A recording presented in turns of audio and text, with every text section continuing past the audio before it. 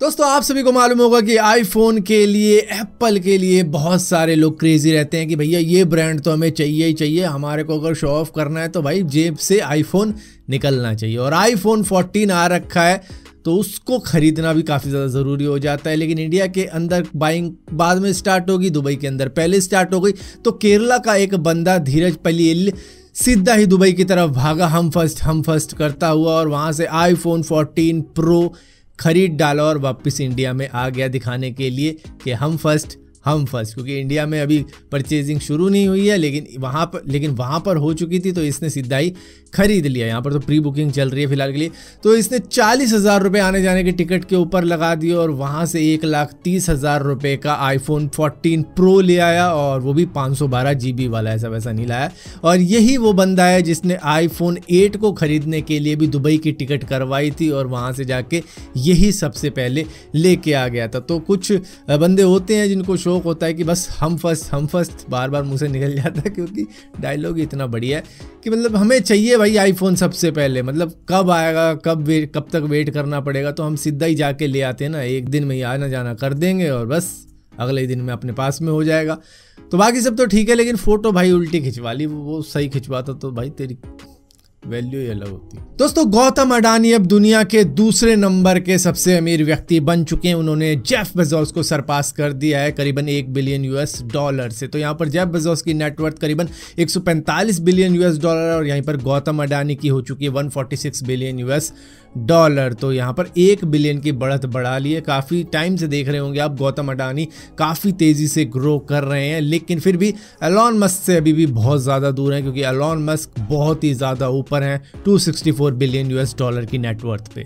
दोस्तों ज़्यादातर कंपनीज के अंदर आपने ऐसा देखा होगा कि वो अपने कस्टमर्स को रुला देती हैं कि भैया किसी तरीके से ये हमसे रिफंड ना ले ले, पैसे ना ले ले, ये ना कर ले, वो ना कर ले, बस किसी तरीके से हमें कमाई अपनी छोड़नी नहीं है। तो यही सेम चीज़ टेस्ला कर रहा है। कनाडा के अंदर एक बंदा है जिसने मॉडल एस खरीदा था 2013 में, जिस वक्त में 2013 और 14 मॉडल के अंदर कुछ इशू आ रहा था, जो कि टेस्ला ने शायद बताया नहीं है, लेकिन हाँ इन्वेस्टिगेशन के अंदर मालूम चला है कि 2013 और 14 के मॉडल में कुछ डिफेक्ट था। लेकिन इस बंदे से कहा जा रहा है कि भैया $26,000 दो, तुम्हारी कार की बैटरी रिप्लेस होनी है, क्योंकि ख़राब हो गई थी इसकी बैटरी। तो ये गया था वहाँ के सर्विस सेंटर में, तो इसको पैसों के लिए कहा जा रहा है, जो कि करीबन 20 लाख रुपए होते हैं अगर इंडियन करेंसी में कन्वर्ट करें। और इसी के साथ साथ इसकी गाड़ी को कुछ इस तरीके से लॉक भी कर दिया गया है कि अब वो इसके कार्ड से खुल भी नहीं रही। ऑटोमेटिक गाड़ी है, हवा में ही लॉक कर देते हैं, तो वही सेम चीज़ इसके साथ में की गई है। दोस्तों इलेक्ट्रिक स्कूटी के हालात तो इस बार आपने देखे ही होंगे। इस गर्मियों को वो झेल ही नहीं पाए और अब टेम्परेचर काफ़ी ज़्यादा कम है, तो अब मज़े से चल रही हैं और सब बड़े ज़्यादा खुश भी लग रहे हैं। अब इसी तरीके से ओला के CEO भाविश अग्रवाल ने भी एक पोस्ट डाल दी ट्विटर के ऊपर, ट्वीट करते हैं, हालांकि ट्वीट कर दिया, ये कहते हुए कि भैया आपको क्या चाहिए, कौन सी एक्सेसरीज चाहिए हमारी ओला स्कूटी के साथ में।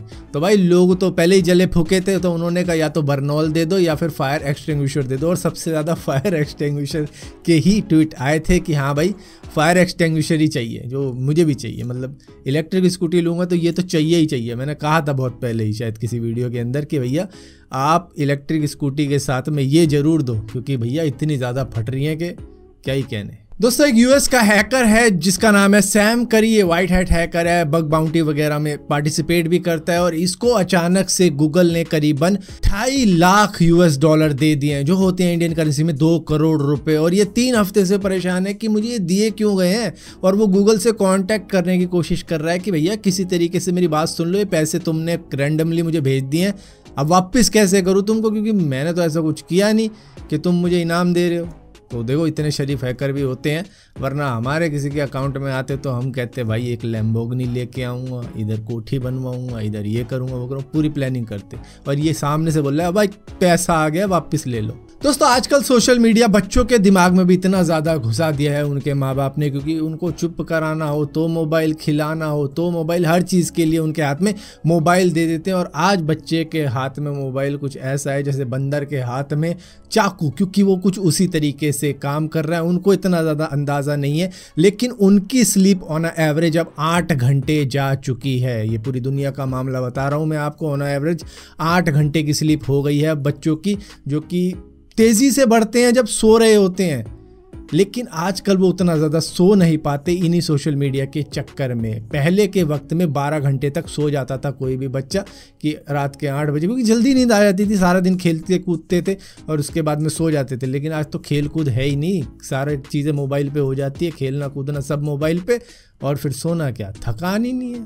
थकान ही कहाँ से आएगी, कभी खेला नहीं, पकड़न पकड़ाई, विषमृत और बहुत सारी गेम्स होती थी, नाम कहाँ से बताऊँ, कंचा, लट्टू, बैट बॉल तो है ही।